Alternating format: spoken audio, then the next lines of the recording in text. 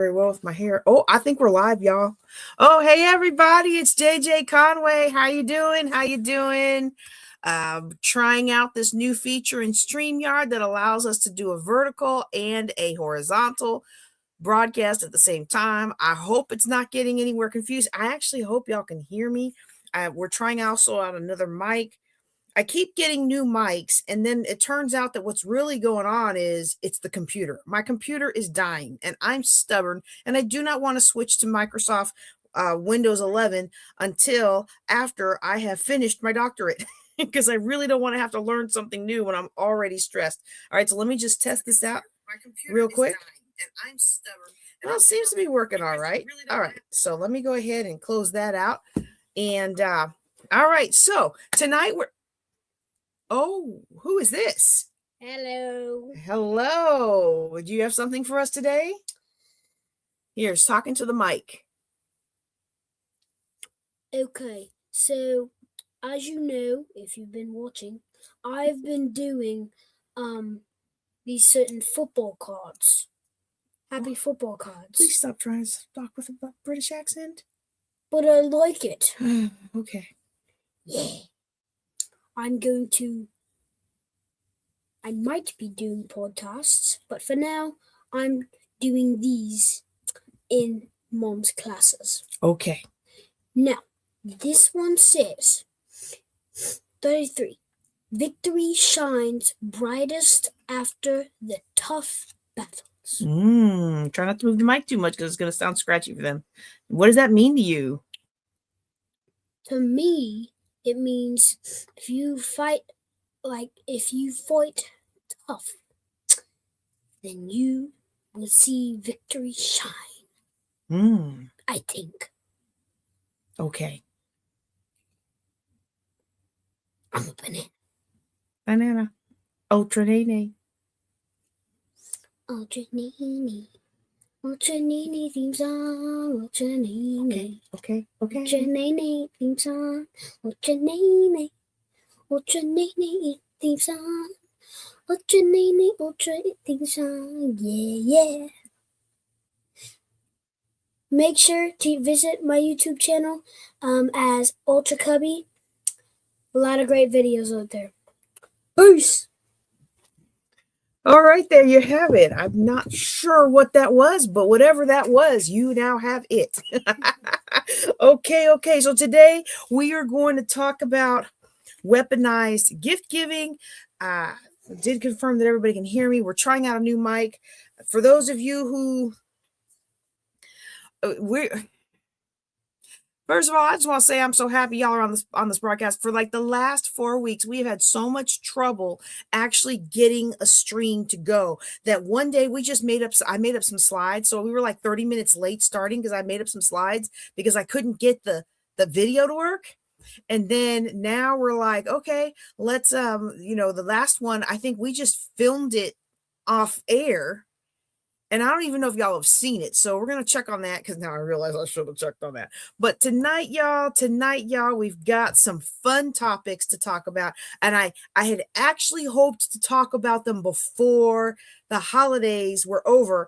But with everything, with the mic and everything, and not the mic, the video, we still don't know what's going on. I think it's a Microsoft conspiracy to get me to upgrade my computer.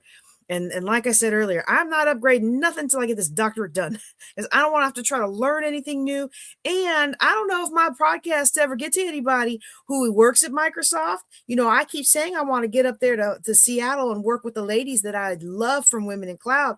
But let me tell you something. Living out in rural Texas, I do not want an operating system that's going to force me to be on the internet in order to use the stuff I have. Why? Because the internet is a weird beast out here. Some days it works, some days it doesn't. Some days there's lots of bandwidth, some days there's not, and there's just not that much you can do about it depending on where you are out here. Okay, so I'm really happy to see everybody on today. We're really glad that you're with us, and today we're going to talk about something that is near and dear to my heart and basically comes from a question that came in.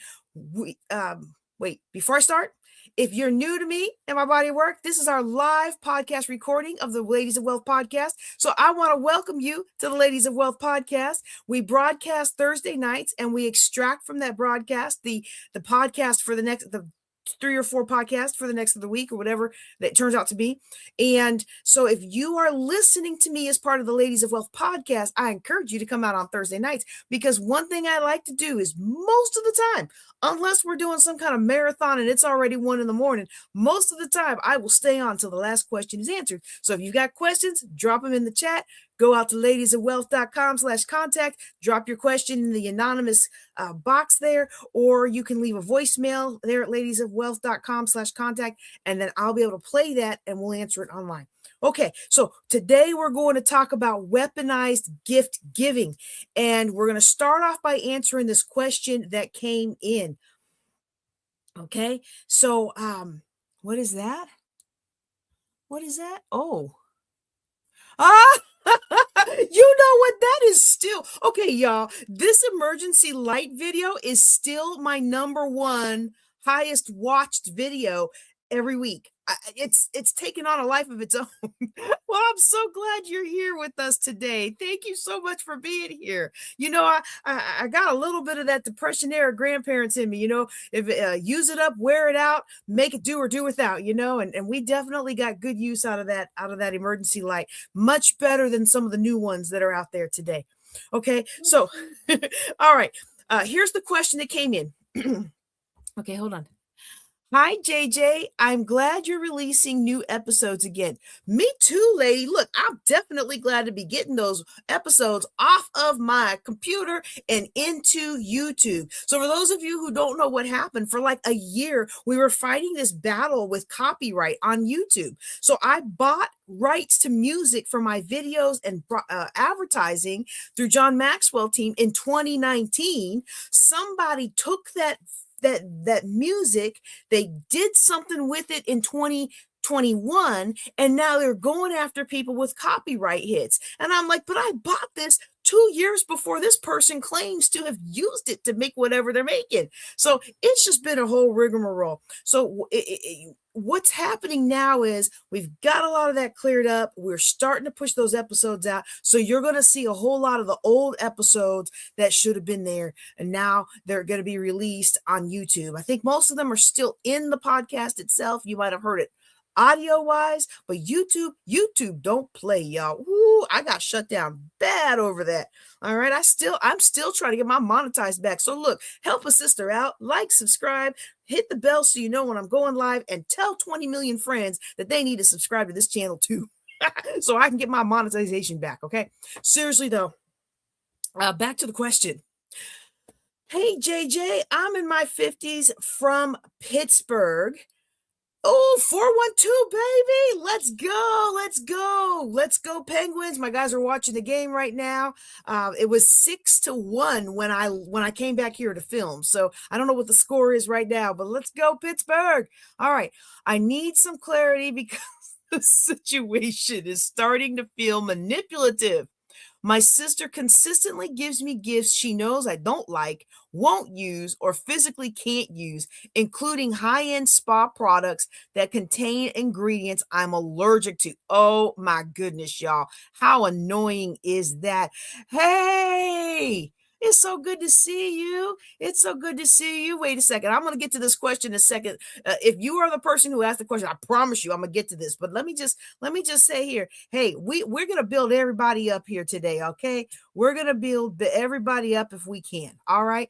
So, let's go back to the question. So this person has a sister that keeps giving gifts she knows she don't like, won't use, physically can't use, including high-end spa products that contain ingredients I'm allergic to. If I don't put on a big show of gratitude, she immediately frames it as me being unloving or unappreciative.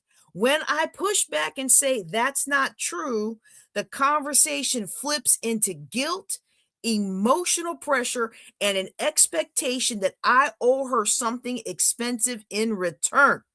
At this point, it doesn't feel like generosity. It feels like control. I'm not interested in playing along anymore, but I also don't want this to turn into a full-blown family blow-up. How do I shut this down clearly and calmly without being painted as the problem? Ooh, y'all, this is a great question to start off with today. And I wasn't going to do this, but I am going to show you this. Okay. One of the things that I have been doing is I'm working with some of my uh,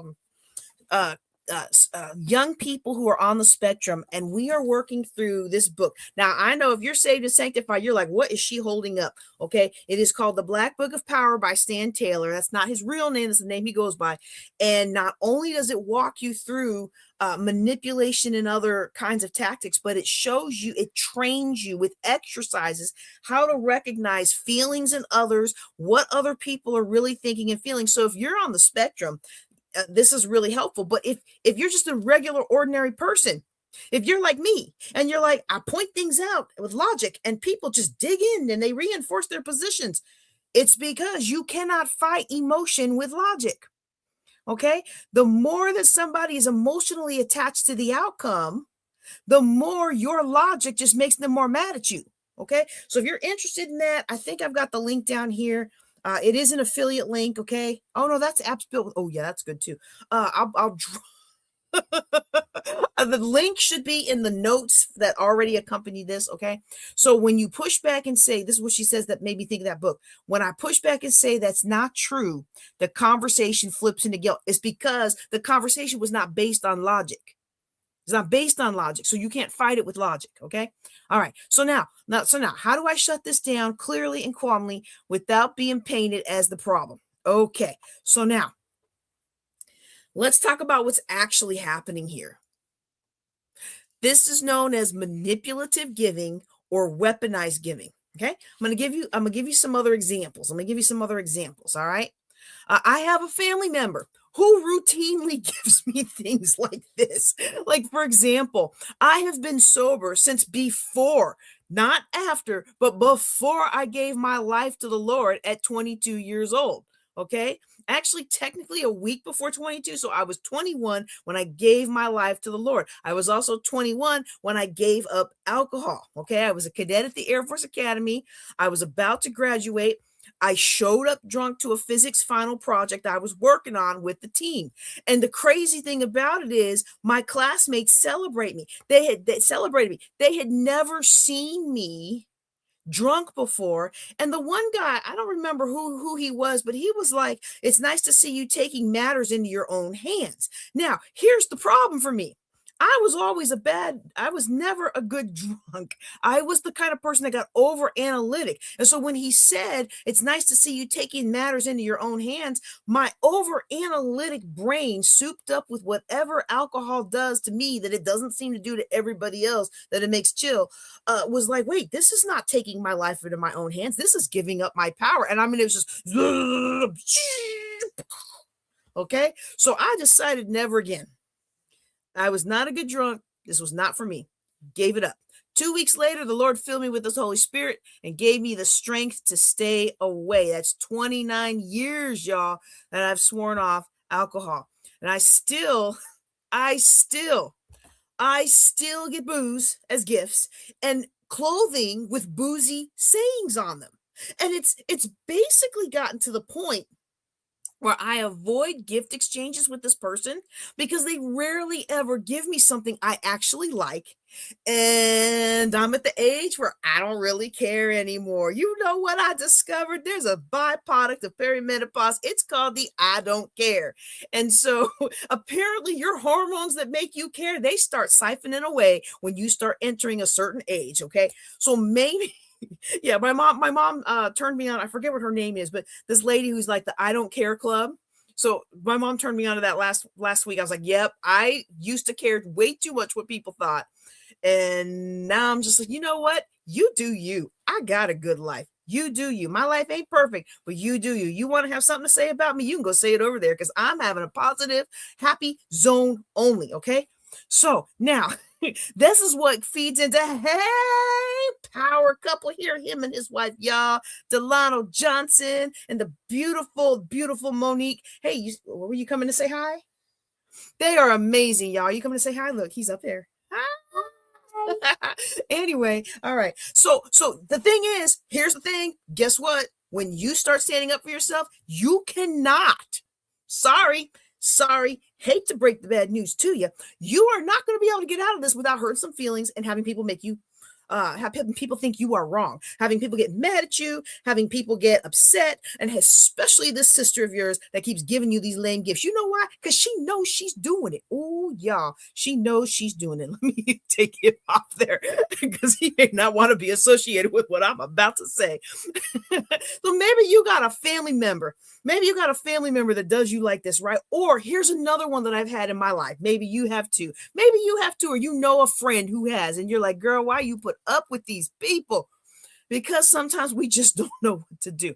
Maybe you got a family member who treats you really, really bad and then tries to make up for it with expensive gifts. Or maybe you keep getting gifts that are clearly regifted. Now, look, y'all know I'm frugal. They call me the queen of cash flow, and I used to be the frugal mama, right? I am not opposed to regifting, okay? But you know, some regifts are a sign of disrespect, especially when they're not even a good fit for you, all right? So there was this thread that went viral on Reddit about weaponized gift giving. And that's why when this question came in, I was like, oh, I'm already primed and ready for this. Gaby. Hi. Mr. Delano says, what up, little man? What's up? Now, if you're listening to me on the podcast, y'all got to forgive me. It's been a month. I haven't been able to get my video to work. And I'm just so excited to be back with the audience that if I don't get time to edit all these fun things out, you're just going to have to know that I love people and the people love me. All right. And they really love my little man. Okay. So anyway, this thing went on viral on Reddit about weaponized gift giving. And people were sharing all these stories about, personalized gifts, y'all, really expensive gifts that you feel bad about throwing away, like the grandmas who regift you the things you sent them previously, right? Now, while I feel that most of these stories are more about the people who are just not good at giving gifts, especially grandma. If you gave her a cookie basket last year, she probably thinks that's something you like, especially if she don't like it. And she probably figured, well, they gave it to me, they must like it, I'm going to give it back to them, all right? But that's not the case with this listener. And one of the things that I've experienced, okay, once, no, let me go into that story yet. Let me just wrap all that first part intro up with, you are probably not going to be able to avoid causing a scene. You're probably not going to be able to avoid having people be mad at you, okay?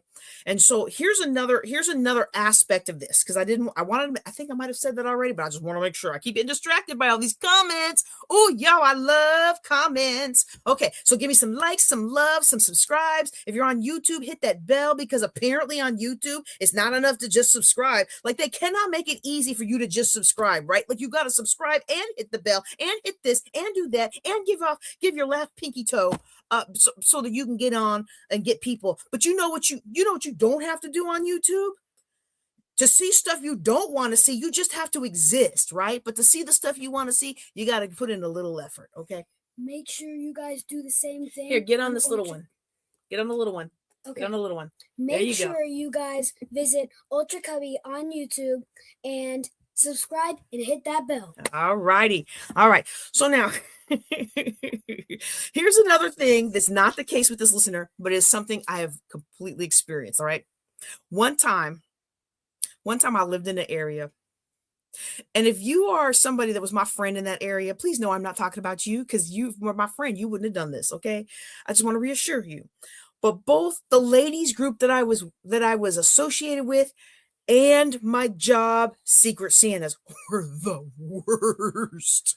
Okay. In case you don't know what Secret Santa is, okay, Secret Santa has a lot of different forms. And the one I'm talking about is where you anonymously swap names, right? You give a list of gifts you like, and the person who gets your name has to get you at least one gift at the end of the season. Okay. And some people give a lot of little gifts all season long and then one gift at the end. And some people give nothing, but then they give a gift at the end. Y'all, during the 4 years of this military assignment, I had to back off of after that, because not only did no one do that for me, but the one gift I got at the end always had nothing to do with my list. And y'all, my list is easy. See, I like to make my list easy the way I want to make my business easy, because you know what? Confused buyers don't buy. Confused gift givers don't give good gifts. So if I want to get a gift from you, I want to make it easy for you to get me something I'm gonna like. Or if you get me something I don't like, I want to make it easy for me to not hurt your feelings later, right? And so I'm gonna try to make that easy for you. My list is easy. I like consumable gifts, especially ones I can share, like food.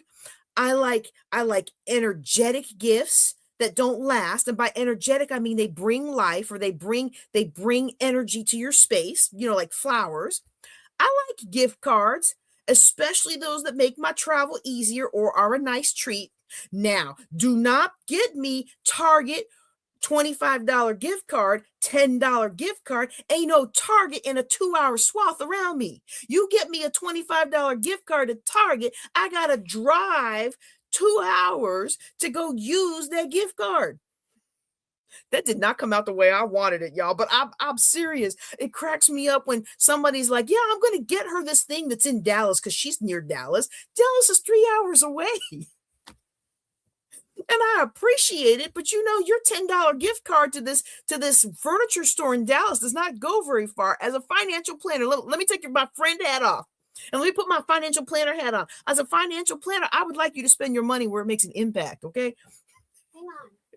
So the other category that I like, you've got hats for me. Yep. We'll do them next time. We'll do them next time. Okay. We'll do them next time.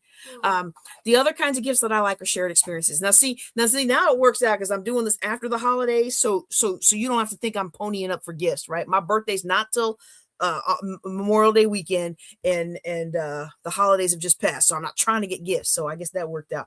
But I like experiences. Like rather than you give me a gift card to a store that's 3 hours away, I'd love for you to take me to lunch or dinner when we're at our next event together. Okay, let me tell you what I never ask for. I never ask for smell good. Why? I got the craziest skin, y'all, and my routine is not to be messed with. I know I don't look like I care all that much about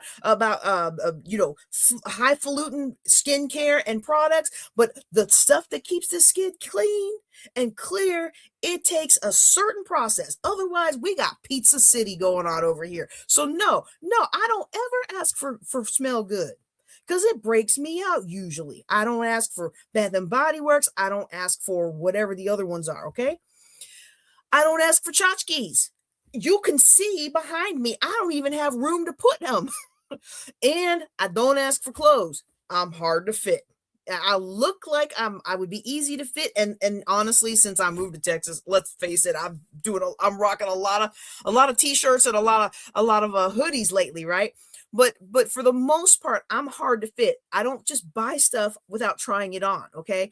And so in those 4 years of that assignment, I put on the thing what I like: consumable gifts, gift cards, and stuff like that. And not once was I given anything on my list. And why? I had failed to build relationships, and quite frankly, nobody cared. They just didn't care. I was part of the group, so they didn't exclude me, but I wasn't a priority. Oh, y'all, I'm not talking about you. I'm talking about me. I wasn't a priority. And if that's the situation, you're surrounded by bad gift givers, or you haven't built relationship with people so they understand what kinds of gifts to give you, or you're a strong, independent woman who don't need nothing from nobody, and so nobody knows what to do for you because you don't ever let anybody do nothing for you, okay? if that's the situation, we're going to talk about what to do with unwanted gifts in the next episode. And throughout the year, we're going to bring you quality content that's not only going to add more money to your pocketbook, help increase your business, but also help you build more stronger relationships with people so that you all can have mutually beneficial, uplifting, and encouraging relationships and friendships together.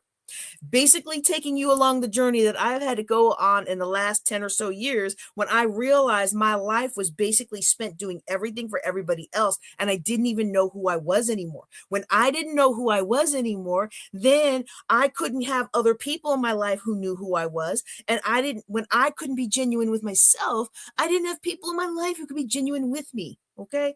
And so that's probably not the situation of this person. Let's get back to this question of weaponized gift giving. All right. What do you mean muted? Huh? How long have I been muted? No, I don't. It says that I'm on. All right, let's test it again. Let's test it again. Let's test it again. All right, let's test it again. No, I don't. We're on. Okay, it says it's showing, it's playing on the other channels. I don't know why yours is muted. Mine is working. Mine is working over here. I would leave it on, but I don't want feedback. I would leave it on, but I don't want feedback, okay? So, I'm so sorry. I'm so sorry. And my little guy is trying to read the comments, okay? So he's trying to read the comments for me. Because it's kind of hard when I get worked up. I'm looking at the camera. I'm not looking at the comments, you know? That's why I have my assistant now. When he gets really good at this, I'll start paying him. Ooh. Okay. We are so sorry for anything that happens to the sound. I just realized whoever posted that can't hear us. So let's type it in the type, okay?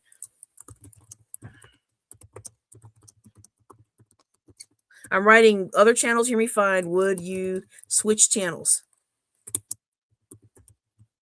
That is horrible typing.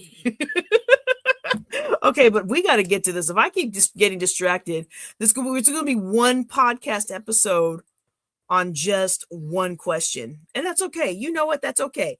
This is a good question. All right. So I've given you all kinds of things that talk about why you might be getting some bad gifts, but that's not necessarily a weaponized gift. Sometimes it is, like some of the examples I gave you with all the alcohol clothes, but sometimes it's just people don't know what to do, and people are lazy, and people are busy, and you're just another thing on their to-do list, and it's just unfortunate. Okay. All right. Anywho, this listener's gift is being given as a control play.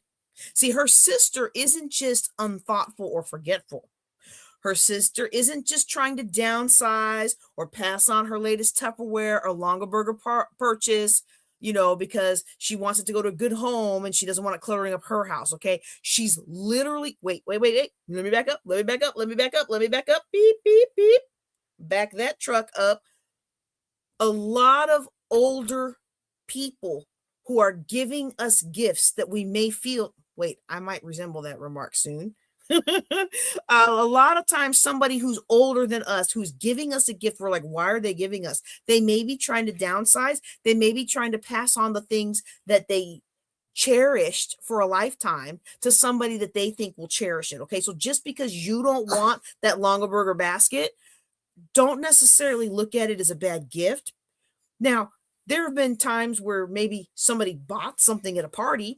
They don't want it. They don't have room for it, but they felt pressured by everybody to buy it. I know none of my listeners are going to do that because what? We don't spend money out of obligation, do we? And we don't spend money on manipulation, do we?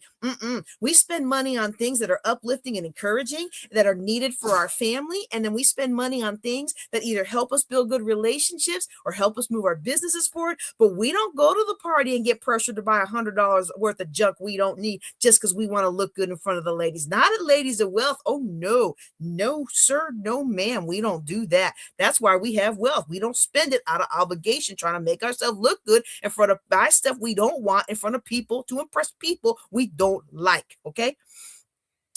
That said, though, this person's sister is literally putting the listener in a position of having to cater to sister or suffer the wrath of sisters. You don't love me enough. You're bad. I'm good. You're mean. I'm the victim. And so likely this sister is used to making everyone else responsible for her shortcomings, mistakes, neurotics, right?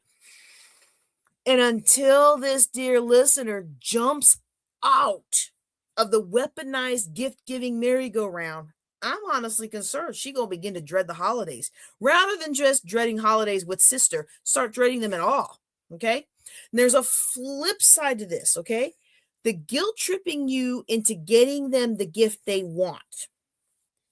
Because, see, there's two separate issues at play here. Weaponized gift giving is a way of control and a way of belittling you so that they can feel better about themselves. Okay.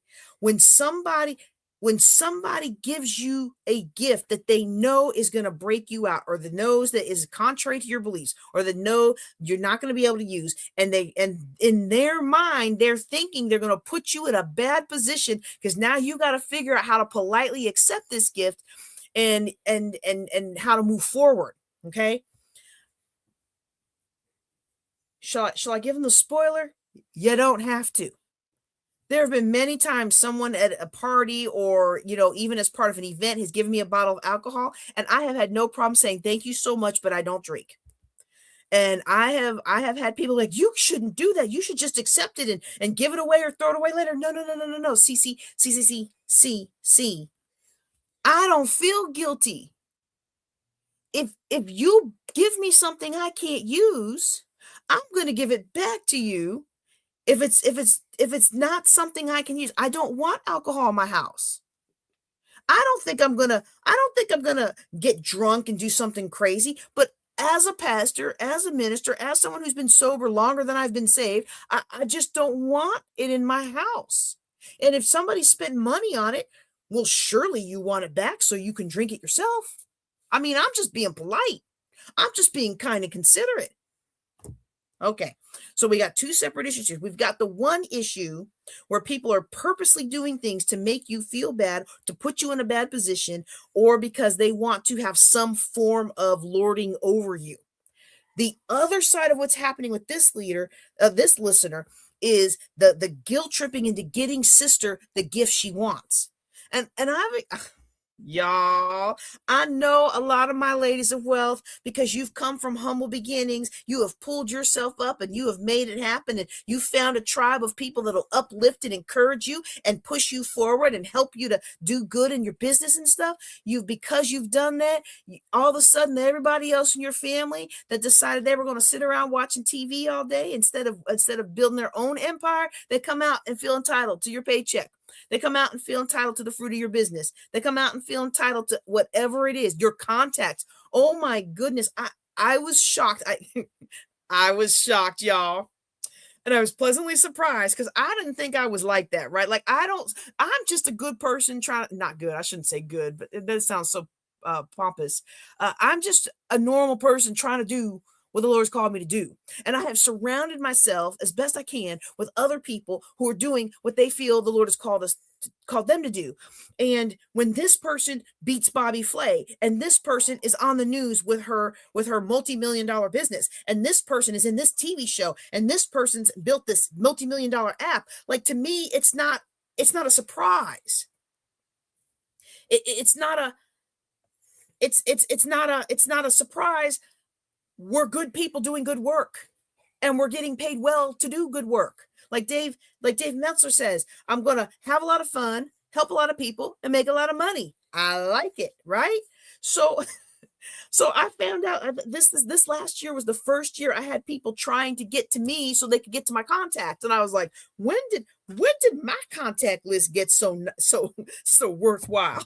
I mean, because I don't look at people that way.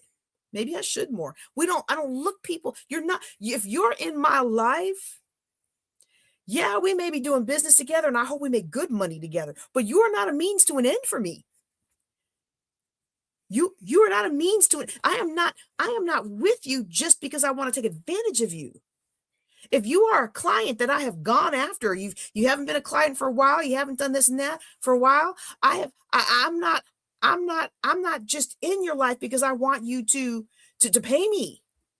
I don't need you to pay me. I like you to pay me, but I don't need you to pay me. I'm here because I care and I feel you have something that you are called to do great, and I want to be a part of that journey. Look, when you get your reward and your crown, I want one of those jewels in my crown. I'm sure this isn't coming out right, right?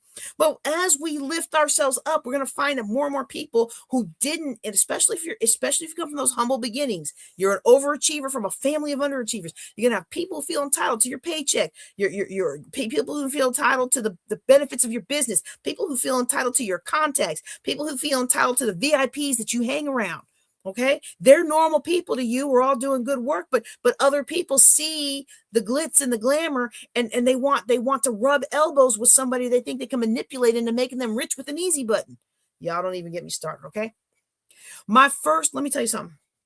My first 3 years as a cadet at the Air Force Academy, because I didn't have money for a computer when I first arrived. Right, they took it out of my cadet pay. So for all those months, I made like $40 a month instead of the 200 or so my classmates did. Now, 200 a month doesn't sound like much, but when you're a college kid back in the 90s, in 1993, that was a lot of money. Okay, but I had to pay the government back. So for $40 a month, that was a lot of more money back then, but it was not a lot if you have to take care of your soap, your feminine stuff, your eye care, and Christmas was tough. And I was so thankful because USAA sponsored our gift wrapping station, and I could wrap all the gifts with quality paper and ribbon for free. And but I didn't have money to buy gifts. And people look, because if you're in the military, you can go out and see what everybody makes. You can go out and see what a cadet makes. You can go out and see what a lieutenant makes. You can go out and see what a master sergeant makes. It's all published. It's all out there. You know why? Because the taxpayers paying our paychecks, right? And so you can go out and see all that. But I didn't have that because I came from a humble situation. And whereas the other cadets, their parents were colonels and generals, and they had the money for the printer and they had the money for the computer, and computers were kind of new back then. I didn't have it. I even remember applying for a credit card one year, not because I wanted the card. I didn't. But because if you applied, you got a free t-shirt and a teddy bear. And you know what? That was my sister's Christmas gift that year. Unfortunately, my family did not judge my gifts by how well I did on that minimal budget. And I was so proud of myself, y'all, because they thought I was making more like the other cadets. And they seemed to think that I was cheaping out on them. Now, I've always been frugal. Don't get me wrong. I've always been frugal. But anybody who knows me, I'm frugal. But when I want something, I get it. Okay. And it really hurt my heart because I had spent more on their gifts than I did on non-necessities for myself. Anyone want to guess what my favorite splurge was back then? What's a splurge? Drop your guesses in the chat. We'll see who has it. We'll see who has it right. If you think you know what my biggest splurge was back in college, go ahead and drop it in the chat, okay? But that was my first experience with people feeling entitled and people trying to manipulate me because they wanted what I had or what they thought I had. Okay. And so let's see what we've got here. All right, I'm just gonna tell y'all because some of y'all are so young, you're not gonna know what this is. My favorite splurge back in college was, drum roll, the BMG Music, 13 CDs for a penny, and then you had to buy like 6 more in the next year.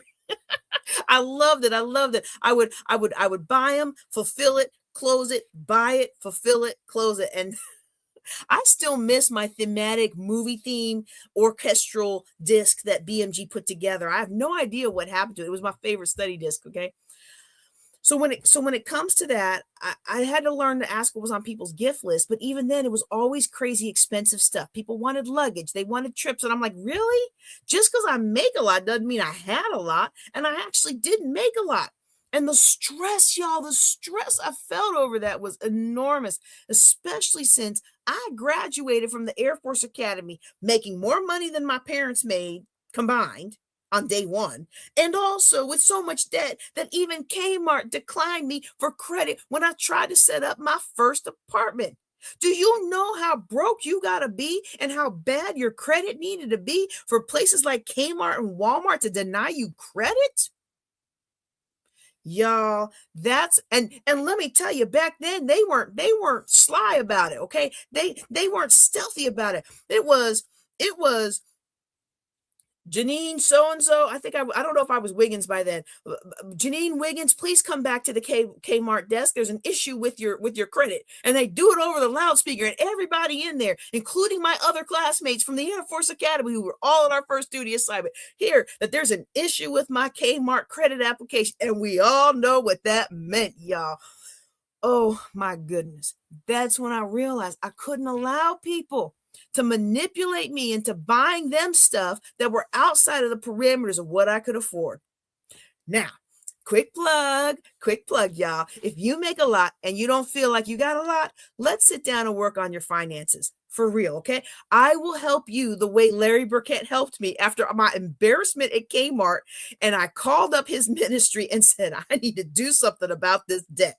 You will remember the teddy bear credit card that I got from my sister. I got the teddy bear for her gift that year. Well, you know why they give out all credit cards with teddy bears and t-shirts and other special offers? Because they know if they entice the college student will turn around and run up the card. And guess what this college student did? Yeah, just because the minimum payment was low doesn't mean you can afford it. That's a whole word right there, y'all. But I will help you the way Larry Burkett helped me, and you will completely change your relationship with money. And so instead of fear of debt and bills, you will get to be excited about your financial future. Because even if you're not where you want to be, you'll have a plan, a solid plan that works for your personality, your health, your family situation, and all of the different factors that make you a unique and vibrant individual. You will be able to live again instead of hiding in fear. And I can help you do that. Just go to jjconway.com and book your free strategy session, and you will be able to walk in freedom of wealth. Y'all, it's going to be so good. Okay. Anyway, back to the question. What can you do if you are caught with a weaponized gift giver? Okay. What can you do? First of all, understand. Actually, first of all, we already covered that. You can't fix it without making people mad at you. So just accept it. It's like building wealth. You almost can't fix building wealth without making people mad at you, because everybody's broke. And when you start to break the paradigm of being broke, people get mad at you. They want to pull you back down. They don't want you to be different from them. They don't want you to do anything that they're going to perceive as she thinks she's better than me. Okay? They don't want that. All right. So just understand that. When it comes to weaponized gifts, I want you to know weaponized gifts are about them and not you. Try not to take it personal, especially from family, and especially from more mature family members, okay? Because a lot of times the weaponized gift is them showing their insecurities, not a failure on your part to communicate or participate. Dr. George Fraser says that your chosen friends are God's apology for your assigned family. So if you have friends who aren't giving you gifts you could use, this might be a sign, like in my Secret Santa story, that you are only a tertiary friend, and perhaps you could benefit from building a stronger relationship with group members. But sometimes you are just at the bottom of the group. I'm sorry. I've been at the bottom of so many groups. It doesn't hurt me to say that because I've lived it, but I know it might hurt you to hear it, but it's going to set you free. It's going to set you free. It's going to be your wealthy fix in 26, all right? A lot of people are stressed, they're overwhelmed, and when it comes to gift giving, they're just doing what they can to make things easier on themselves, okay? So now if you feel like that's the situation, it's not personal, it's just circumstantial, and maybe you haven't built the relationships, maybe you can get the group to jump off of that gift for everybody bandwagon, okay? And get them to switch to Secret Santa style thing where you just draw one name, okay? That way everybody only buys one gift. And you can share Amazon wish list or some other way to tell each other what they want. But I mean, you might ask yourself why the gifts are being exchanged in the first place. I mean, are we trying to live up to some societal image here? Is the friend group small and people feel like they're less than, that if they don't get a lot of gifts around the tree? I mean, some people love gifts, some people don't. But I'm finding as I climb up the social ladder. I don't know if that's the right way to say it, because y'all know I'm not that social. But a lot of people have an expectation of what should be. And if they don't match what should be, then they feel bad about themselves. Well, you don't want to put yourself out feeding into somebody else's insecurities. Man, that's a whole nother word right there. All right. Let me get this link. Because I meant to get this link and I did not. Okay, let's get this link real quick. This is our newest affiliate. And I want to post it before I give this next point about weaponized gift giving. Okay. All right. So our newest affiliate, the Black Book of Power. Where'd I put it? The Black Book of Power by Stan Taylor. It can really help you get in touch with what you are feeling and why you're being made to feel it. Okay. You can learn more about the book at stantaylor.com/JJC. Okay. Because when with the weaponized gift comes up, it's making you feel a certain way. That's your body trying to tell you there's an issue to be dealt with, but it doesn't always have to be dealt with the way you initially think it has to be dealt with. Okay. So let's see. We talked about people being busy. Let me give you some other ways to tell if a gift is weaponized, or maybe you'll later discover the gift was weaponized not to make you feel bad, but there's strings attached. Oh, I hate the strings attached gifts. Strings attached gifts are such a pervasive thing. But when certain people want to help me, I'm like, no, it's okay. I'm good.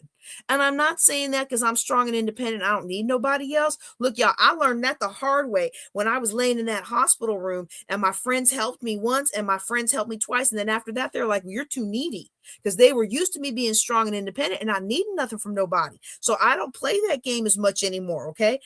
But there are some people that I'll help you, but I'm going to lord it over you for the next 20 years, So according to Sarah Newman, MA, MFA, let me pull this up because I thought I was good to remember her name, but I don't want to get this wrong. Okay. Here's some questions to ask to determine if a gift is strings attached or weaponized. Does this person have a long history of making unreasonable requests or having unrealistic expectations of you? Have they ever brought up something they did for you or gave you in order to coerce you into doing something for them? This could be a case of history repeating. Do you communicate with them regularly? It's bizarre for someone to send you something out of the blue when you haven't heard from them in a long time. Is the gift all about the price tag? People who give lavish gifts often do so as a symbol of status. They might even leave on the price tag. I always thought you lived on the price tag so I can go exchange it if it don't fit. Oh, my. Has this person shown a pattern of manipulative behavior? This could mean asking to borrow money, but it could also mean asking for an abundance of emotional support. Y'all, my dear listener from Pittsburgh, we are 47 minutes into answering your question. I'm not sure how I'm going to cut it yet for the podcast, but I promise we're going to finish answering your question. But let me just take a quick aside. We might make this 2 podcasts. Quick aside. One of the biggest things that saps our money is we are being asked to overly provide emotional support for other people. And because we have listened to their concerns and we have been that shoulder for them to cry on, and we've allowed them to come and vent to us, and we have prayed for them, and we have cared for them, because we have poured so much of our energy, our spirit, our soul, even our body into them, we don't have enough energy left for us. And when we don't have enough energy for us, when our brains are tired, our personalities are tired, and we've given everything we have and we haven't found a time to recharge yet, this is when we make foolish financial decisions. So these manipulative gifts, sometimes it's money and sometimes it's be here for me, be here for me, be here for me. We have to watch out for these things because they will sap away your energy, and in so doing, sap away your wealth. Ooh, yeah. Okay. Here's what else she says. Is the giver an opportunist? Some people are only there when they need something from you, and the opportunity to send you a gift or congratulate you could be an excuse to open the door. Okay. Wow. How many of those have you had happen in your life? You don't have to post it, okay? Because it's a public post. I don't want you getting in trouble with anybody. But if you're like me, you can be like this person, this person. You can list them all off. All right. So now in dealing with this issue, it is important to know if the gifts are truly weaponized. Okay. If they are, then there's really no way to stop it without ruffling feathers. I keep saying that. You know why I keep saying that? Because repetition helps us learn. Repetition helps us learn.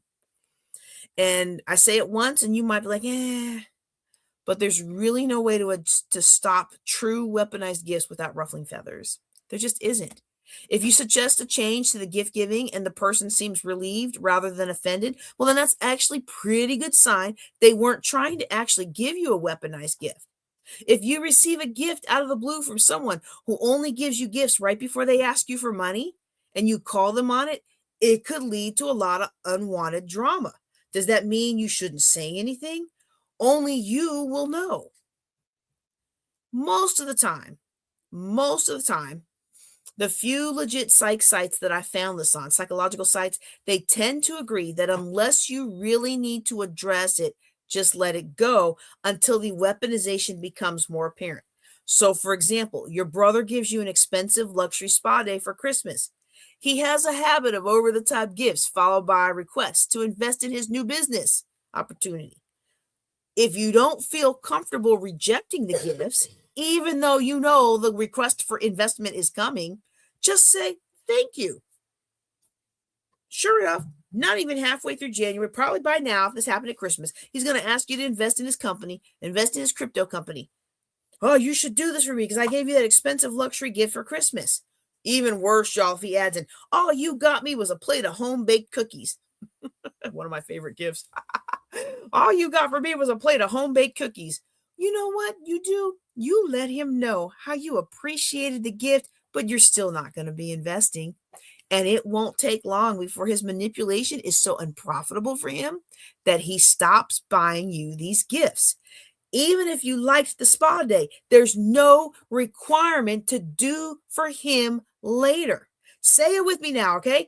Just because someone gave me a great gift does not mean I need to accept their manipulation. Say it again. Just because someone gave me a great gift does not mean I need to accept their manipulation. I think you need to say it again. If you're watching me, I know you're going to feel silly saying this out loud, but when you say it out loud, it gets more in your brain. Just because someone gave me a great gift does not mean I need to accept their manipulation.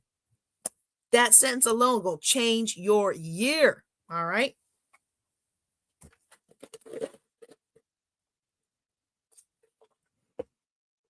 Okay. If it's an individual you really do care for, try to have a heart to heart with them about how you would really like to make sure everyone gets something they'll enjoy and offer to exchange ideas, wish lists, things like that. But for a lot of us, that conversation is too uncomfortable and not worth the drama that will be caused. Sometimes it's ineffective with the weaponized gift giver in your life, and if that's the case, then here's some things that you can remember, okay? Wait, what did I say? What did I say earlier? Just because someone gave me a great gift does not mean I need to accept their manipulation. Okay? All right. So you can opt out of the whole gift giving rat race with anybody, y'all. Okay? You are not obligated to spend money and time picking out a gift for someone who manipulates and makes you feel bad. I'm telling you right now, they might get mad, they might badmouth you, but you're the one who's in charge of your time, energy, and resources. You're the one who's in charge of your time, energy, and resources. And from this day forward, you will no longer spend your time, your energy, your resources feeding into somebody else's manipulation cycle. So if you have somebody in your life that gives weaponized gifts and you don't want to call them out in front of everybody, fine, just accept it and say thank you and let it go. But do not feel obligated to get sucked into their manipulation. And let me tell you something else. When you stop okay, y'all, I don't know. I'm having too much fun with this topic. The story I'm about to tell you is not bad people, okay? But it's very representative, okay? When I left Philip's father, oh man, that was 16, 17 years ago, okay? And I was $800,000 in debt. Made some foolish decisions, ended up at $845,000 in debt. I didn't have money to even go get the $2 box of cards, Christmas cards from Walmart. And so I didn't send Christmas cards that year. I sent texts. And I think I did a social media post, and I might have sent out emails that basically explained I'm broke. I'm rebuilding my life. I can't send out Christmas cards this year, because it's not just the card. It's the card, it's the stamp, it's the time it takes to write a personalized note, put everything in. And I was hustling, trying to make sure that even though I made six figures, I still couldn't pay my bills. Okay. I still couldn't pay the notes. I still couldn't pay the bills. I still couldn't pay the things. I got my son one toy car for Christmas that year. Okay. So me spending an extra 3 or 4 hours sending out, and $500 sending out 150, 300 Christmas cards was not going to happen. And you know what I found out the next year? None of those people sent me a Christmas card. You are not obligated to spend money and time picking out a gift if you are not able to spend money and time picking out a gift. You are not obligated. Now, none of these people were trying to manipulate me. It was just a matter of obligation. They would send me a card if I sent them a card. If they sent me a card, I would send them a card. You are not obligated to spend time and money picking out a gift for someone who manipulates you and makes you feel bad. You are in charge of your time, energy, and resources. From this day forward, you will no longer spend your time, your energy, or your resources feeding into someone else's manipulation cycle.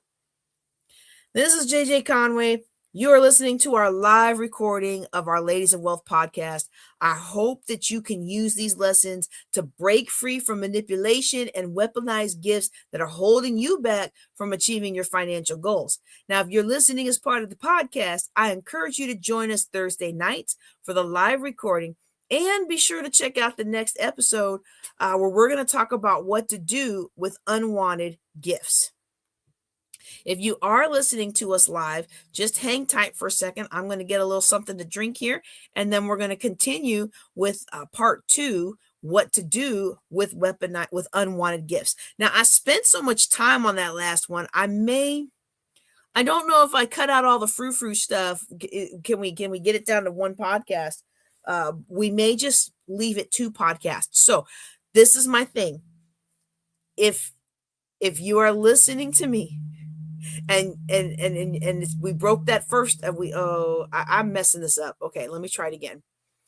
If you are listening to me as part of the podcast, and we spent 2 podcasts on weaponized gifts, it's because I ran out of time to do the editing. And as many of you know, we're revamping the business.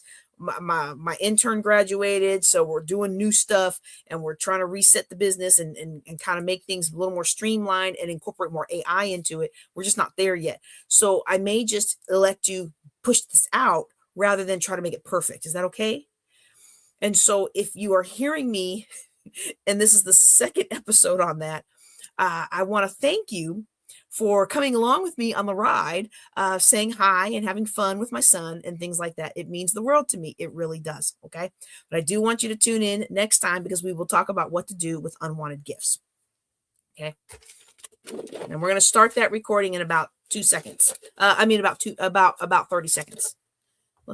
This time I am going to mute, because I don't want y'all to hear me crunching the size.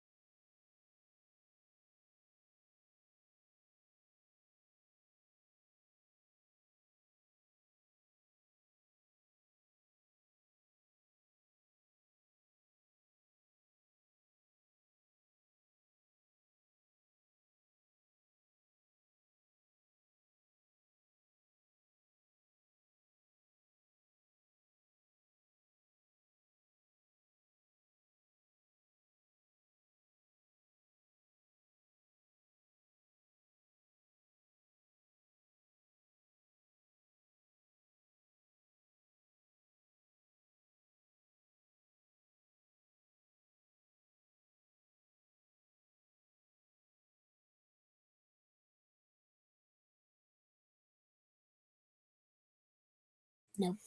All right, we're going to get started back up. Okay. Love you. Okay. Love you. Go lay down now.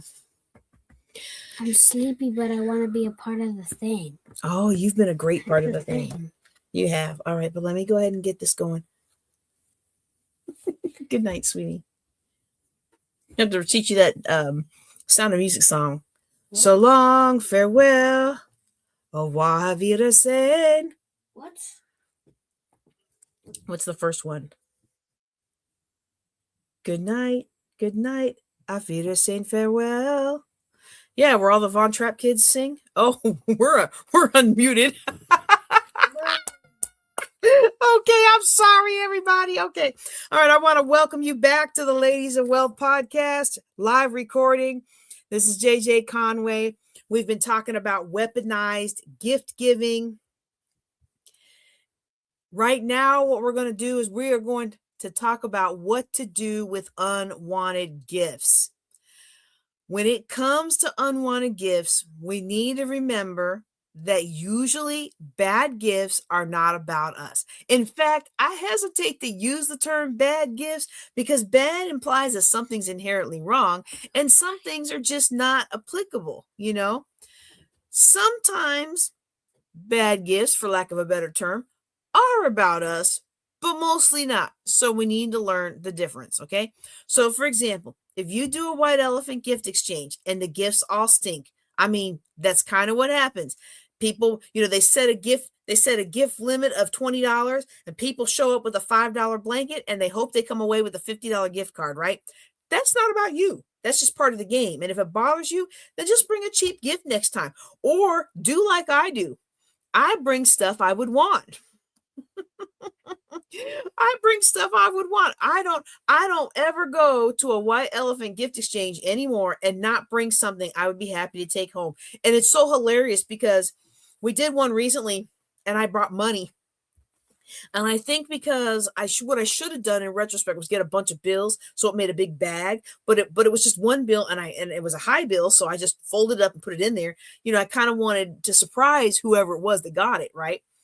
And just by happenstance, I ended up going home with it. So I was like, oh, okay. But it wasn't a traditional one. It had different rules. But my son did this. He did this recently with a $20 Lux blankie that we picked up out of Sam's. Someone else got it, and everyone did he's stuck with that. And I told my table, no, he's not. My boy wants that blanket. And he did, y'all. When his number came up, that's exactly what he did, is he stole that blanket. It's in his room right now. But look, if you've been pretending to like gospel metal because you're really into this guy and you don't want to tell him you don't like it, right? Don't be surprised if he buys you the latest Red album or a couple tickets to the next Conviction concert, That's kind of your fault for fronting. And sometimes gifts you can't use really are a sign that something's wrong with your relationships. Now, I shared this in the last segment or the last episode on weaponized gift giving, but I think it bears repeating here. Once I lived in an area where both my ladies group and my job Secret Santas, they were the worst, The Secret Santa, you swap names. You give a list of gifts you likes, and the person who gets your name has to get you at least one gift, right? And I tend to be the person that gives lots of little gifts and one big one at the end. But some people, they just don't even do anything, and they barely even remember to give you something at the end, right? But I learned I had to back off on that by the time I left there, because there was not one gift that I received that had anything to do with what was on my list. And like I told people in the earlier. In the last episode that we recorded, I like consumable gifts. I like things I can share. I like food gifts. I like flowers. I like stuff that isn't expected to last forever. It's a temporary joy. It's something that we make space for to bring us uplift and encouragement. And then its time is over, and we send it on its way, or we share it with people. I like those. I love gifts that I can share, because to me it's fun. I like being around people. I know that doesn't sound right. I like being around people who like being around me. Okay. Anyway, let me stop. I already covered this in great extent on the weaponized gift giving segment. Okay. And so, Don't buy me smell good. Again, if you haven't heard this, go listen to the last segment, because my skincare routine, my skin, it breaks out for everything. If I eat red dye, it breaks out. If I eat blue dye, it breaks out. If I have something that's too fatty, like if I have more than one donut in the 3 month period, it breaks out. If I sleep funny, it breaks out. If I don't drink enough water, it breaks out. If I don't get enough sleep, it breaks out. If I use normal people's soap, it breaks out. If I fill in the blank, it breaks out. And then not only does my skin break out, but it gets those scars that are like there for 3 months, and I look like I have sunspots from getting old. And no, it's acne. It's acne scars. So I don't ever ask for smell good. I don't ask for lotions, and I don't ask for soaps and all of that. So don't buy me tchotchkes. No place for them, right? You will get your feelings hurt if you buy me a gorgeous painting, unless we were shopping together and you actually saw me like it. Because I have artwork already on most of my walls. And unless you painted it yourself, wait. Okay. I have a friend, she's probably watching, or she will later, who is a professional artist. And she actually makes custom art. And I'm looking forward to ordering some custom art for her. I just need to finish making my office. It's been 2 years. I need to finish putting things what I need in my office and getting my sign and everything made in my office, so then I can know what to tell her for the colors. But if you're like me and you went to painting with a twist, and you painted something by step by whoever taught you to paint it, and it kind of looks like somebody in 7th grade painted it, do not give me that gift. Because I spare you. I don't give you my painting with a twist. I get embarrassed even putting them in the giveaway pile, y'all. I'm like, like people. Okay, nothing to do with what we're talking about today. But how many of you grew up? And I don't want to say I grew up with hand-me-downs, because I don't want to disrespect my mom. I know she did the best that she could. My dad did the best that he could. But I got a lot of my clothes out of the Airman's Attic, which is where Air Force people whose families don't make a lot of money could go and get free things, right? So I got a lot of clothes out of the Airman's Attic. And, nobody wants stuff that's got holes or ripped in it. And I'm sorry, nobody wants your painting with a twist paintings, unless you're really good. And most of us aren't good. We just can't bear to throw them away. That's our problem. We cannot bear to let go of something because we put time, energy, and value into it. Oh, y'all, that's a whole word. Some of us are stressing about gift giving and about gift receiving and what to do with these gifts, because we have put so much time, energy, and our life into this relationship that we cannot bear to open up our eyes to see it no longer serves us, and we have to let it go. See, I got my value out of the painting with a twist painting while I was painting it. I don't have to justify its existence by keeping it on my wall or giving it to somebody else. Although I do have one or two that I actually really like and I've kept, So if you are not in the category of somebody who has seen me like something, or you're an artist like my friend who has her studio, and you painted it yourself, especially for me, with me in mind and my colors and my personality in mind, it's probably going to the restoration shop for women who survived domestic violence and are starting over. And I'm not going to feel bad about that, because I'm taking something I can't use and I'm passing it to somebody who could use it. So if you have a friend group, wait, let's take it. Let's close that thought. Okay. Some of us today, we have houses overrun with stuff. And I look around my office. This is the pot calling the kettle black. My office is overrun with stuff, and the Spirit has been speaking it to me through this fast, that you have to let go of things. You don't let go of things because you're afraid to not have it when you need it. And what the Lord has been revealing to me is you're holding on to stuff that you don't need to hold on to because you're afraid to not have it when you need it, but you got money to go buy more. So let go, okay? But some of us, we have a hard time letting go of things that we don't like, because we feel like to let go of something that we were given that we don't like, that what we're basically saying is that something's wrong with the person who gave it to us. And that's not the case. If somebody gives me something I really can't use, I enjoy it for a little while. I enjoy the thought of it. I enjoy the energy of it. But if I can't use it, I pass it on to somebody who can. And to me, that person who gave me that gift is now allowing me to be a blessing to somebody else. And so I honor the gift of the position that it came from, of somebody who really genuinely wanted to bless me, and maybe they were just off the mark a little bit with what I could use, but I don't, I look at the intent behind it and I honor the energy of that, and then I pass that on to somebody whose life could be changed by a tchotchke or an appliance or something that I can't use, but they desperately could use. You know, this is purple. Where's my pink one? I know I keep this in here. You know, when we did,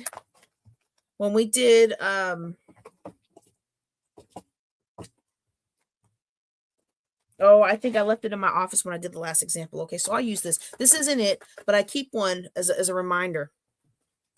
We did a Black Doll Affair at Victory Outreach Center in Houghton, Louisiana. And I opened some 20 packs of multicolored mechanical pencils to pull out all the pink ones, because there was 1 or 2 pink ones in each box. And I wanted each of those girls to have pink pencils, because when I was growing up, we got Skillcraft pens and pencils. Anybody know what Skillcraft pens and pencils are? They're the government pens and pencils. I hope he's not mad at me. He should be in heaven now, not caring about it. But my dad used to bring home the Skillcraft pens and pencils, and I never had pretty pens or pencils. I had ugly old government. You're almost afraid to bring them out because everybody in the school knew they were government, because all our parents, we were military kids overseas. All your parents work at the same place, and half of them stealing the same stuff from their job. All our pads of paper. Not all. My mom did buy us school supplies, but they run out. And then when they ran out, my dad gave us, the dark blue folders from the government, the Skillcraft black and silver pens from the government, the Skillcraft number 2 pencils from the government. And, I went through and I did that so that they could have something nice. So if somebody gives me something nice that I can't use, I don't have a problem passing that on, because I remember what it was like to not be able to afford anything nice. And I remember when my stuff was not nice. I remember when the things that I had, like before they allowed the airmen, before they introduced the WIC program for the airmen, for our lowest ranking military members, we had a program on our base where you would stand in line. They would give you 2 printer-sized boxes, printer paper boxes about that size. And when it was your turn, you had like 20 minutes or so, maybe it was 10 minutes, to go through the entire chapel full of donated food, most of it about to expire, but donated food. And you had 2 minutes to fill up those boxes. And my mom would take 1 box and she would give me and my sister a list.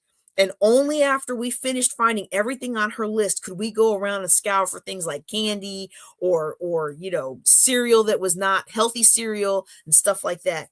And when you've lived that kind of a life, you don't have the same attachment to giving something away.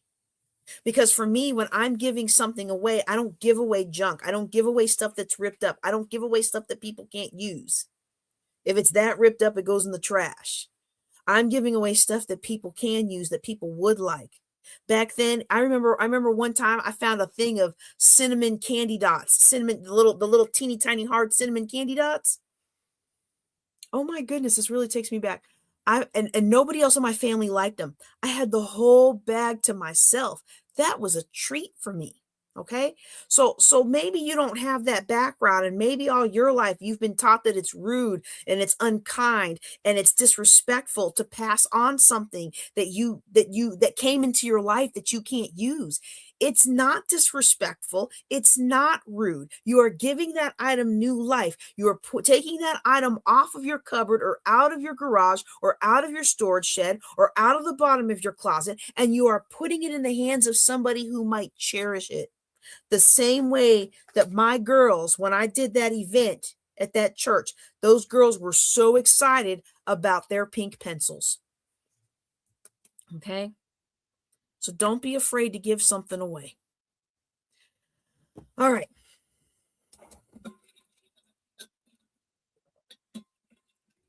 Now, we mentioned this last time, but I'm going to repeat it as well. If you have a friend group that never gives you something you like, it could be that they're just giving each other the same thing, and they're catering what they give. Hold on. Excuse me. Okay. In the last segment, we talked about people being at the bottom of a friend group. Nobody likes to feel like they're at the bottom of a friend group, okay? But if you suspect that maybe that's why you're not getting the gifts you might enjoy, you could be at the bottom of a friend group, okay? You might have a friend group that never gives you something you like, not because it's personal, but it could be that they're giving everybody else in the friend group the same thing, and then they're catering it to the more important people in the group. I mean, it could be you're in the group out of obligation, right? So like people, they don't dislike you enough not to give you a gift, but you're not a priority on the to-do list. Oh, I know that hurts. I know that hurts. I know that hurts. But you don't want to carry negative energy into this next year, okay? So let's deal with it. Now, what if you're in the bottom of a friend group and how to handle that is way above my pay grade, okay? There's maybe I can find an expert. Maybe you are watching and your business is helping people up level their self-esteem and up level their confidence and attract higher quality people into their lives. I mean, we do some of that with Think and Grow Rich. We do some of that with psycho-cybernetics. But if you're an expert, come on and talk about it, because here's what I don't want you to do. I don't want you to throw away good friends because you think they don't care. But I also don't want you to work hard trying to fit in with a group of friends who aren't really your friends. Both situations drain your energy. And if there's anything that I'm realizing with all these health, family, and business situations is we must protect our energy. We must guard our energy. And if the stress behind gift giving and what to do with unwanted gifts is sapping away your energy, you have to put a stake in the ground and say, I'm going to value myself. I'm going to value my hard work that resulted in the resources, the finances, the benefits that I have. I'm going to value myself and guard my energy so I can spend my energy in things that are uplifting and encouraging or that are a strategic benefit for my future. I wouldn't say that some people do.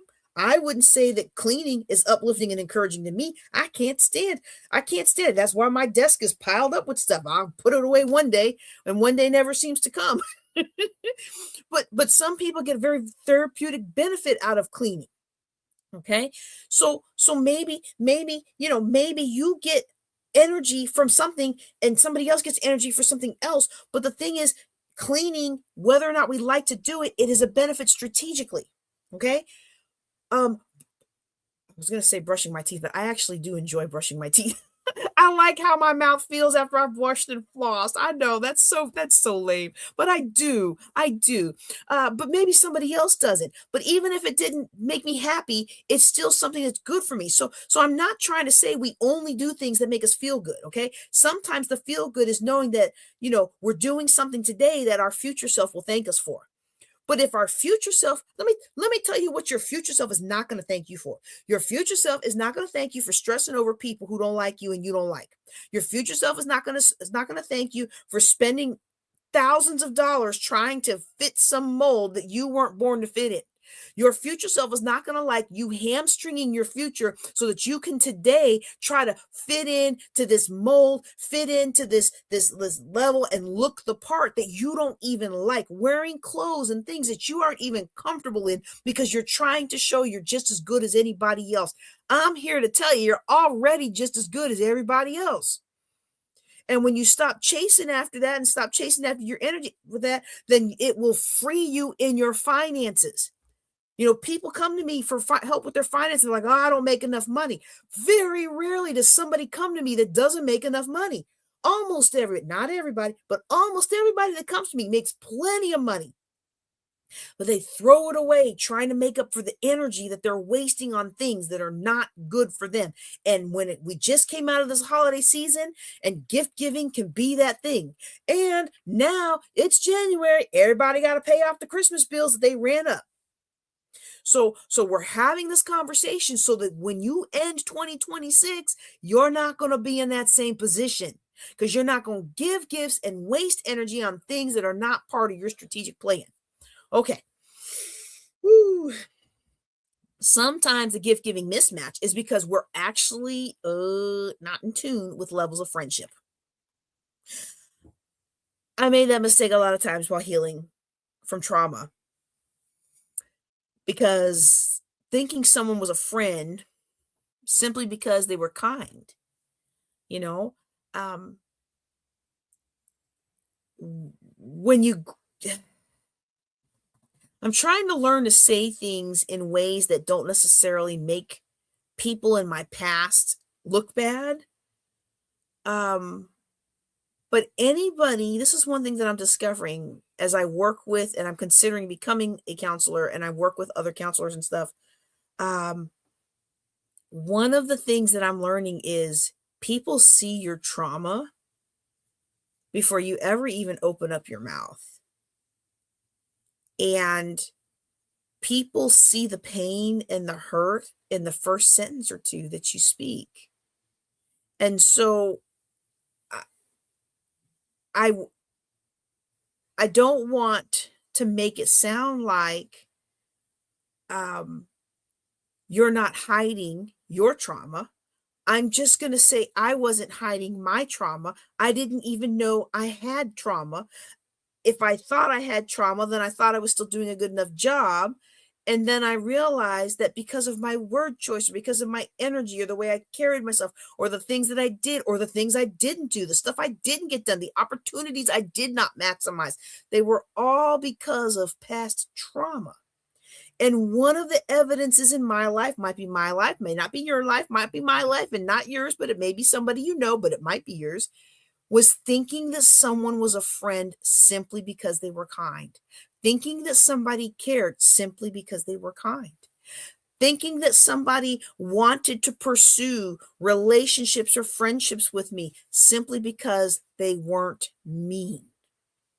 Because I was so used to, and I'm not just talking about my upbringing, but even when I went off to college, at the Air Force Academy, I was so used to constantly being criticized and I didn't know it then. I didn't know it till I went to my first duty assignment. One of the benefits of being short is like, I would sit down at my cubicle and be like this. You couldn't see me. You couldn't see me if I sat down on my cubicle. And I would hear things, and I heard so many of these things that were actually designed to get people like me out of the Air Force Academy. They were designed to make people like me quit the Air Force Academy. I didn't know that till my first duty assignment, when my boss and his deputy were talking about it, because I was sitting at my desk and they couldn't see me over the cubicle wall, the 4-foot cubicle wall. But it was criticized all the time. And when you grow up, or you go to college, or your first adult situation, everything is criticism, criticism, criticism, criticism. When you meet somebody, you take the absence of criticism to mean that they're a friend, to mean that they're interested in you romantically. And then if somebody adds a little sprinkle to it, so now they're not just not critical of you. They're not just kind and polite to you, but they're also being a little nice to you. It's like you'll do anything for them and give them anything they want.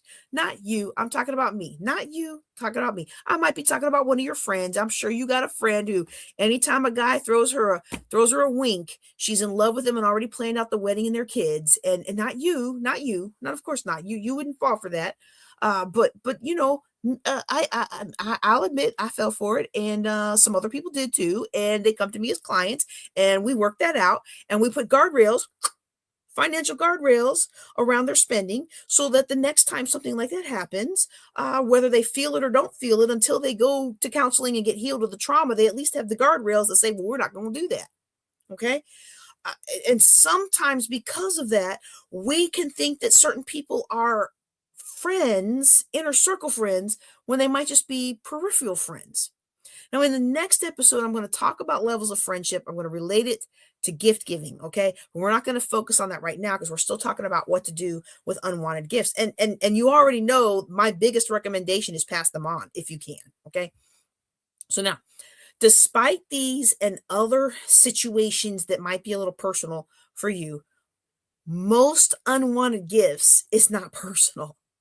It's just not. It's not somebody saying, I don't like you. It's not somebody saying, I want to mess you over. It's not somebody saying, ha ha ha, I'm going to give them this raggedy gift and watch them squirm because they're not going to be able to be rude to me about it because they're going to want to be polite in public. That's usually not the case. Now, if that is the case, we already talked about weaponized gifts in the last segment. So go back and listen to that one. Okay. But if you have some unwanted gifts, here are some suggestions, okay? So what do?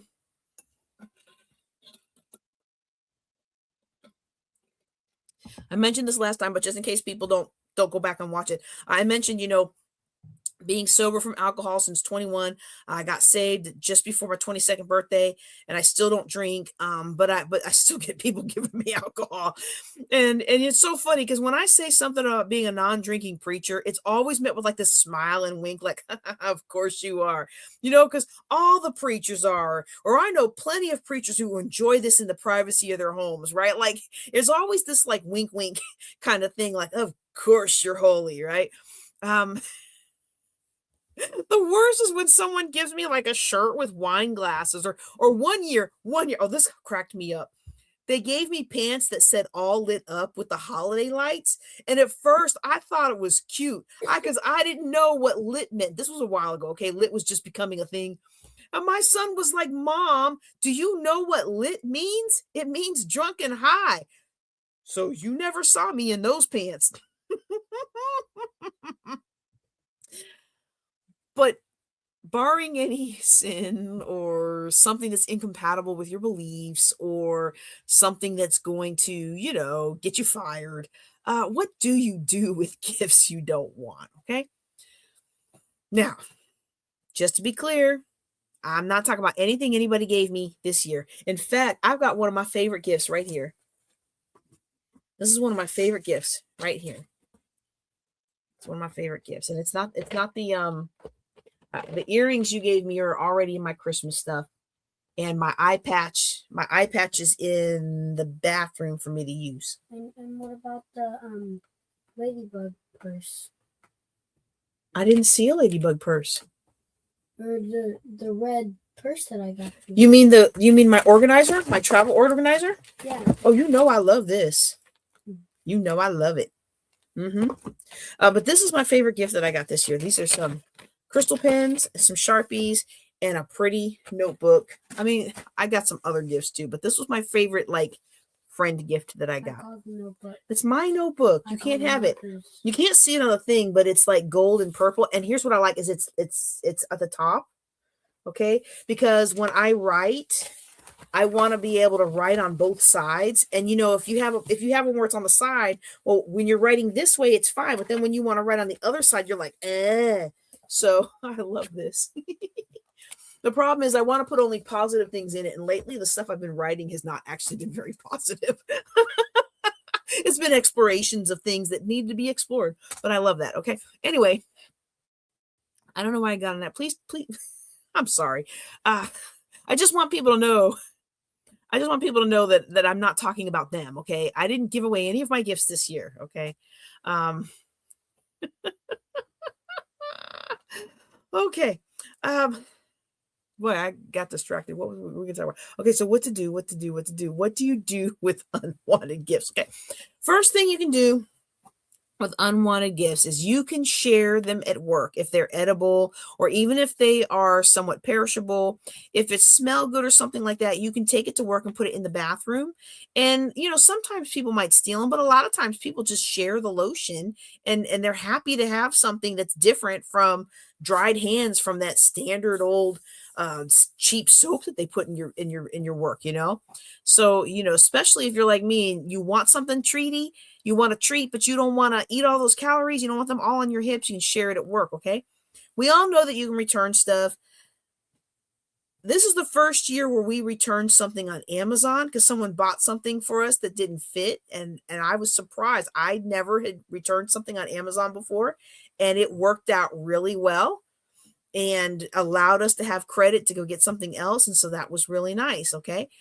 Sometimes when you go to return stuff, though, you want to check it, because if the person who got it for you got it on an extreme sale or like a Black Friday special, that $50 thing, they might have gotten it for $5. Well, if I'm going to go take it back and then I get it $5 back for it, well, I'm not going to do that. I'd honestly, this is me.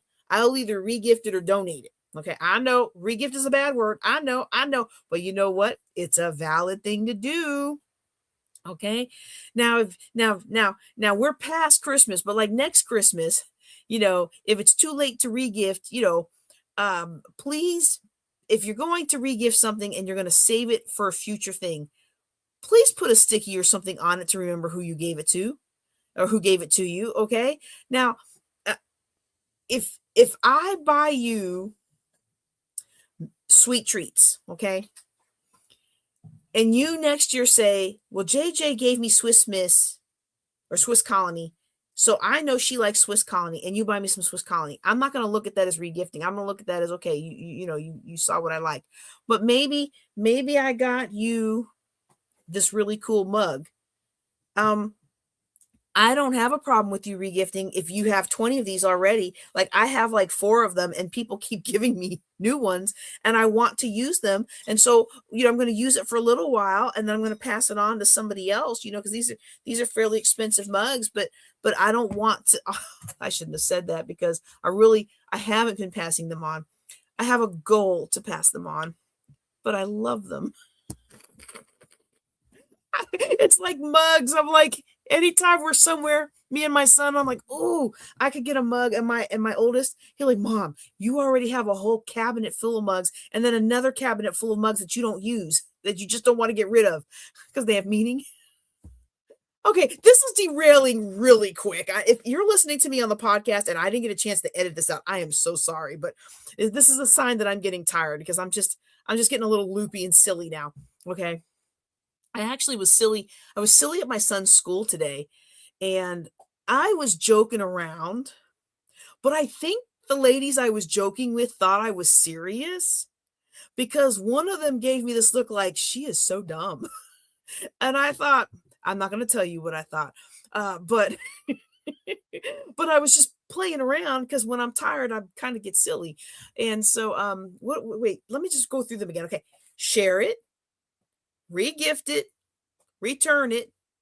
Okay. The next one is donate it. Okay. But if you're going to regift, let's go back to number 3. If you're going to regift it, make sure you put something on it so that you know who gave it to you, so you don't give it back to them. Okay. The other one is donate. I love to donate stuff. And I think that comes from me being in a situation where I used to go to the Airman's Attic all the time as a junior and senior, so that I could get free stuff, free toys, free clothes, free stuff. And then when I first got into the Air Force, I would sell my excess stuff, and I had a little picking business going at the base thrift store, but I would also get things from the Airman, not the Airman's Attic, but from the base thrift store. Because once you're an officer, you're not getting free stuff from the Airman's Attic, but I would give a lot of free stuff to the Airman's Attic. And I would get them. Sometimes I would get stuff from the base thrift store and then turn around and just donate it, because it came in the $2 bag and I didn't need everything in the $2 bag, but I had space. So I would grab stuff and donate it. Right. But let me tell you what I don't do, and what I recommend you don't do ever again in 2026. And you know what? Tell you what. You don't have to say ever again. Just try it for a year. Just try it for a year. Try it for 6 months. 6 months. 6 months. Now and June. Okay? Don't keep things around out of obligation. Don't keep things in your energetic space that you don't want, because you're worried that someone's going to be mad at you if it's not there. Now this desk is a little cluttery. It's even getting too cluttery for my comfort. Like when I can't find something I want, then I know it's time to clean. But everything on here has meaning to me, and everything on here speaks to me. Like my Black Queen, she is the Why is my queen top broken? What do you mean? We're going to glue her back together. Give me that. I don't know. Wait. It's not your fault. It's not your fault. But somebody unscrewed this and then didn't realize it screws back on. I'm sure it wasn't you.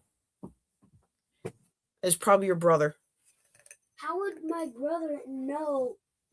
Like, I'm pretty sure Bubby doesn't even know about it because he's in Waco. He probably wouldn't know about When it. he was here before Christmas, he was probably on the phone with Jasmine fiddling with the stuff on my desk. Anyway, back to what I was saying.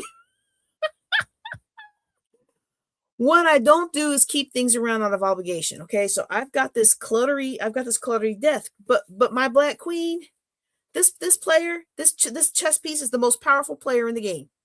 Okay, and every time I look at it, most powerful player in the game. Okay, but you're not gonna find a lot of things that don't have any meaning. I don't keep things that don't have meaning. Now I will rotate things. Like this is one of my other gifts that someone gave me. She gave me a bunch of cherry blossom stuff, and I love the cherry blossom festival. She gave me a beautiful scarf and a beautiful bag and everything to go with it. And so that's going to be up there for a little while. It brings me joy. Okay, Air Force Barbie, who I just knocked her hat off. She's been with me.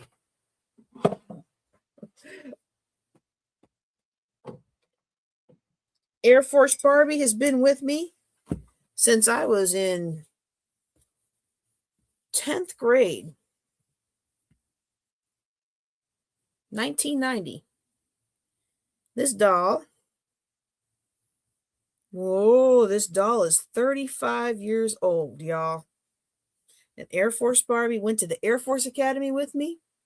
And you get certain numbers of memorabilia, and Air Force Barbie was one of them. She was on my desk the entire 4 years of the Air Force Academy. All right. Meaning, okay? It's not rocket science.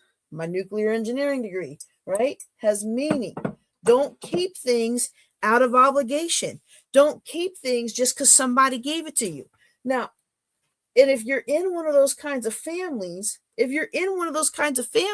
where like you can't throw something away because mom or dad's going to come over and they're going to be mad that it's not there, that is a personal dynamic that you are going to have to work out. Because especially as we all get older, like I saw this with my auntie's house, as we get older, the next generation doesn't necessarily want our stuff. And we were talking about my auntie has all these big porcelain dolls. And I remember when I was a little girl, I loved her doll collection. But I think about it now, I'm like, I have no place in this house to put a doll collection.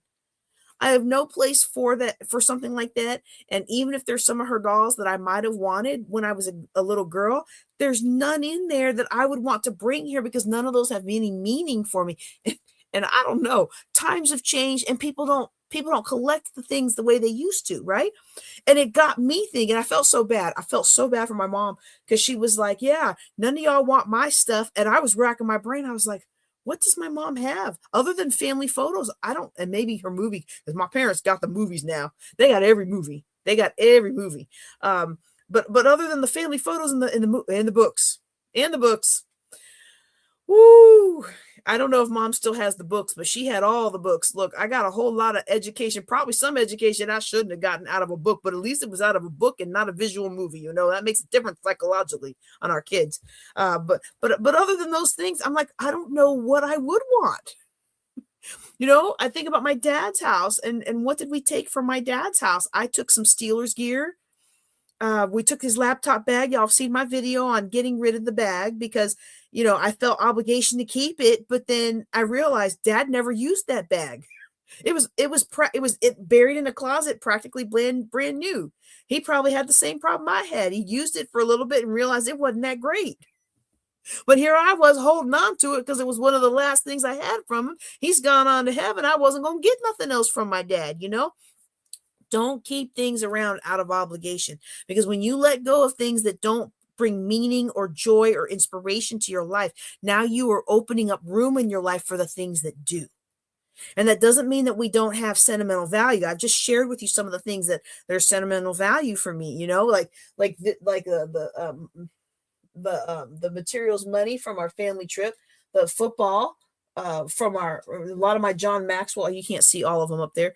A lot of those things they have some meaning. These books, I have walls of books. One day I want to have one of those library walls of books, right? This is nothing. It's all in bins or other cabinets, but it's just it would make I could line this whole room with books if I had one of those, the library. I always wanted the library with the shelves, the ladder that goes around. Like, I'm getting one of that one day. But I love learning. But what's not in the house is stuff I don't need right now. Now, I'm not getting rid of books, because I find that, like, especially with my young adult books, they don't write young adult fiction the way they used to, because kids don't read like they used to. They don't have the command of the language like they used to. They don't have as much of a vocabulary like they used to. And so a lot of things are more simplified now. So the old board games that I have, the old books that I have, a lot of that stuff I'm keeping, because our society is dumbing down. Okay. That's a conversation I wasn't planning on having today, but we will need to have that conversation, especially when it comes to preserving and building our wealth. Okay. So don't keep things around out of obligation. Okay. And I actually did an internet poll on this on Reddit. Okay. I'm relatively new to Reddit. Okay. So if you're on there, find me. Now, look, I got like 20 profiles on Reddit. I got different profiles for different aspects of research that I'm doing. But there's the main one on there is JJ Conway. I don't know if it's JJ Knows the Way, but you'll see the Ladies of Wealth podcast, and you'll see my smiling face. Click on there and connect with me. Okay. A lot of people like to be anonymous on there. So, if you have an anonymous account, you can just send me anonymous stuff. You don't even have to tell me who you are. Okay. But I love going out there and doing the polls. Okay. And so I'll come up with something, and I'll put something out there, and I'll just see what people say. What is the heart and minds, especially with the younger people. Now, and I did see something.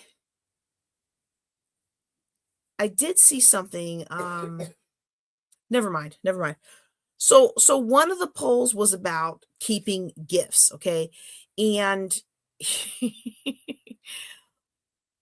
one of the things that I found is that only one out of the hundreds of people that answered, only one did somebody ask about the gift, okay? So they gave their mom something. She gave it to Goodwill. She never told the child. I don't know if it was a guy or a gal, until the child asked to borrow it, okay? And that's when the mom was like, "Oh, I gave that away." That was the only time that somebody asked about a gift, okay? And I resonated with that, because I bought my mom a book written by a lady who wrote one of my favorite series of books. And I thought my mom loved that author. So when I found this rare book on the author's life, I was like, "Oh, my mom will love this." So I gave it to her. And turns out she didn't really love that author. She didn't. I did. I couldn't find the book. So I wanted the ISBN so I could get my own copy. And I asked my mom about it, and she had given it away. And I was so bummed, y'all, because I can't find that book anymore. It's like it's not in print. I'm sure one of these days it'll pop up in one of I've got a couple of searches for different books. I look, I be buying the books, y'all. I be getting the books. I be getting the books because once it's written, it's different than what's on the computer screen. Okay. But you know what? I tell you what, it was my own fault for not buying myself a copy. And in my defense, okay, I was broke and the book was a splurge and they had plenty at the time and I didn't think about it. But I'm gonna tell you, I wasn't mad at her for throwing it out. It wasn't her style.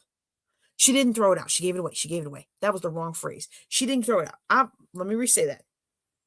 I wasn't mad at her for giving it away. It wasn't her style. When I give you a gift, it's yours.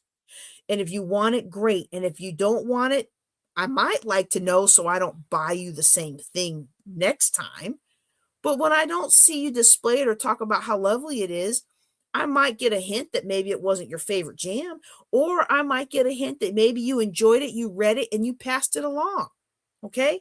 I'm sharing you that story because a lot of people are the same way. Just like I wasn't mad at my mom for passing that book along, I was more mad at myself for not buying myself a copy.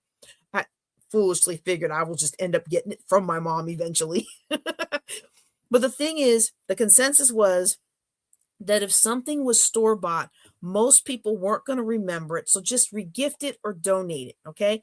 A surprising amount of people actually throw them out. Like, I'm like, why would you throw something out? I mean, at the very least, drive another town over and donate it to the rescue mission. You know, another large group of people said they sell the gifts they can't use and can't exchange. And I like the way one Redditor put it. It was like, I have dealt with this exact issue for decades. I have suggested name picks, told people ahead of time. What did I write here? Hold on. Let me get my notes because I'm getting confused. I have dealt with this exact issue for decades. I have suggested name picks, told people ahead of time that I don't really want gifts for all the reasons you stated, and mentioned that I prefer consumables, chocolate, wine, cheese, if gifts are coming nonetheless. I have always accepted gifts graciously, sometimes simultaneously wondering if they even know anything about me because the gift is so off track. Now I have a different perspective. I think it's poor etiquette to saddle me with numerous gifts I don't want and won't use. Wow, y'all. Think about that for a second. Think about that. Rather than worrying about whether or not someone's going to be mad at you because you kept a gift that you really can't use or don't want, how about switch that around? Like, how dare you give me a gift that I can't use or won't want? Oh, that's a little too strong. I don't like the way that feels. That's too much, too much, too much. Roll it back. It's really not very kind of you to give me a gift I can't use or don't want. At the very least, if you're going to spend your money on a gift, maybe you should find out what kinds of gifts I like. I like how that is. Still a little harsh. All right. But here's the funny thing, okay?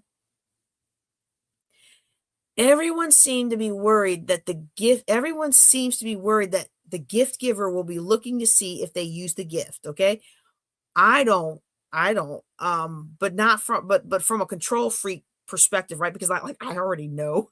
I already know that I'm not good at giving gifts. So I want to know if you like the gift. In fact, if you don't ever mention something that I spent significant money or time on, I will casually mention it to find out if I can get you to tell me if you liked it or not. But if it's a normal little gift thing, you know what? If you like it, you'll let me know. You know, most people who donate or give away gifts say that people never ask. They don't even remember. Okay, so there you have it. If you receive a gift you can't use, maybe you got one for Christmas and you're trying to figure out what to do with it. Maybe it doesn't fit in your house. Maybe it's not a fit in your lifestyle. Go ahead and return it, sell it, donate it, in some other way, pass it along, regift it if you need to. You will actually make the world a better place by getting that item into the hands of someone who will actually use it. This is JJ Conway, and you are listening to the live recording of our Ladies of Wealth podcast. And I hope that you can use these lessons to break free from the guilt that traps us under the weight of gifts we can't use and don't want. That negative energy can hold you back from achieving your financial goals. And so it's important to walk in freedom if you want to achieve financial freedom. Okay. And if you're listening to me as part of the podcast, I encourage you to join us Thursday nights for our live recordings. And be sure to check out our next episode where we're going to talk about understanding the levels of friendship and how that can both help us give and receive gifts with grace and joy. Some of us love to give, and we love to help, but we sure have a hard time receiving. So we're going to talk about that in our next episode. And for now, I'm JJ Conway again. If you have a question, be sure to ask your question at at ladiesofwealth.com/contact. And I hope to see you next week and in the next podcast. Take care and be blessed.